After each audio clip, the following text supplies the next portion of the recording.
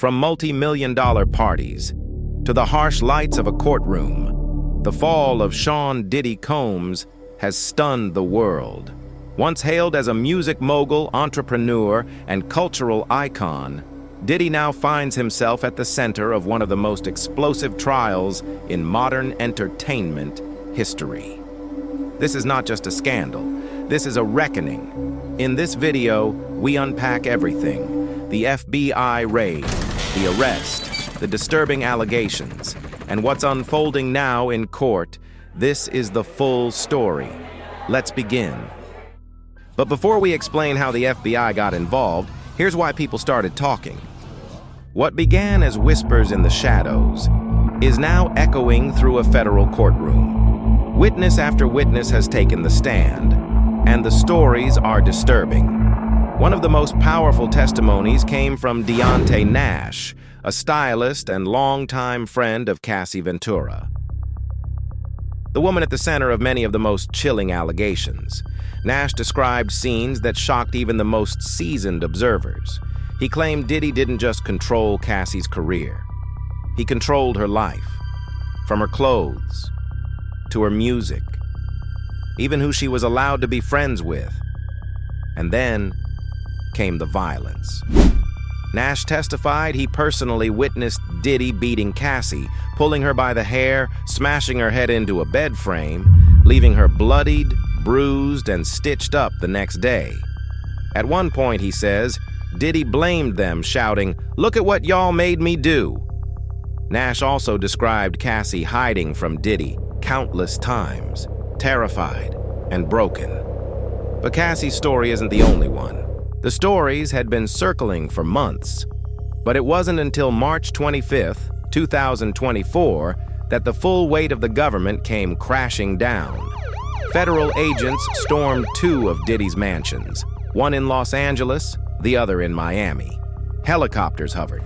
Tactical teams moved in. The footage went viral in seconds, but this wasn't just a media stunt. Behind the scenes, the feds had been building a case for over a year. Multiple women had come forward, filing lawsuits that accused Diddy of trafficking, violence, coercion, and financial crimes. And now, the Department of Homeland Security, the NYPD, and the LAPD were all involved in what they called a multi-agency operation. Court documents revealed a long list of targets: electronic surveillance footage, financial records, alleged payment logs to silence victims. The raids weren't just about arresting Diddy. They were about securing the evidence.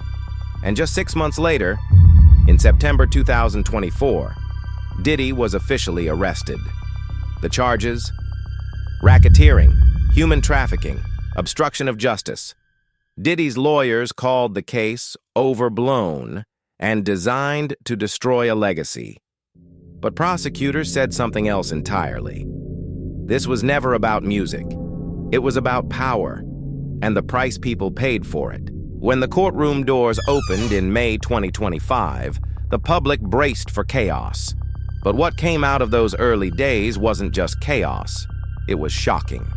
Prosecutors revealed a trove of evidence gathered during the raids: surveillance footage from inside Diddy's homes, encrypted messages discussing deliveries and payments, financial records tracing offshore accounts, handwritten letters from alleged victims, some never before seen. But the most damning moment? A former associate took the stand, with nothing to lose. He testified that Diddy ran his empire like a fortress, not of business, but of fear. He described coded language used to arrange secret meetings, clean teams paid to sanitize locations, and the alleged rotating schedule of victims flown in from around the country. Then came the exhibit that silenced the room: a photo taken during a 2016 private party, showing a young woman in tears, surrounded by security, with Diddy seated, expressionless, watching.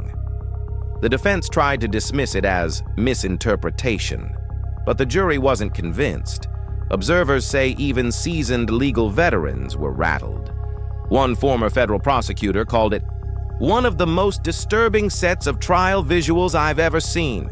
As the trial unfolds, the shockwaves extend far beyond the courtroom. Celebrities once closely associated with Diddy are now distancing themselves. Leonardo DiCaprio, a frequent guest at Diddy's famed parties, publicly stated he hadn't been in contact with the mogul for years and denied involvement in any alleged misconduct. Pop star Kesha altered the lyrics of her hit song "TikTok," replacing the line, "Wake up in the morning feeling like P. Diddy" with, "Wake up in the morning feeling like just me," signaling a clear disassociation. Meanwhile, rapper 50 Cent has been vocally critical, mocking Diddy on social media and announcing a Netflix docuseries aimed at exposing the allegations. Public opinion is sharply divided. While some fans rally behind Diddy, others express outrage and disbelief at the disturbing testimonies. Social media platforms are inundated with debates, memes, and calls for justice. The entertainment industry is also feeling the impact. Several brands and institutions have severed ties with Diddy, and his music has been removed from multiple streaming platforms. As the trial progresses, the world watches closely, grappling with the revelations and their implications for the music industry and beyond. The jury is still deliberating, but one thing is clear. This trial is about more than just Sean Diddy Combs. It's about a culture of silence. It's about power, unchecked for decades. And now, that power is being questioned, in public, under oath. If convicted, Diddy faces decades behind bars. His legacy, shattered. His empire, in ruins. But even if he walks free, the damage is already done. Brands have dropped him, friends have vanished, and the world is no longer applauding. It's watching. Because in the end, this isn't just a courtroom drama. It's a cultural turning point.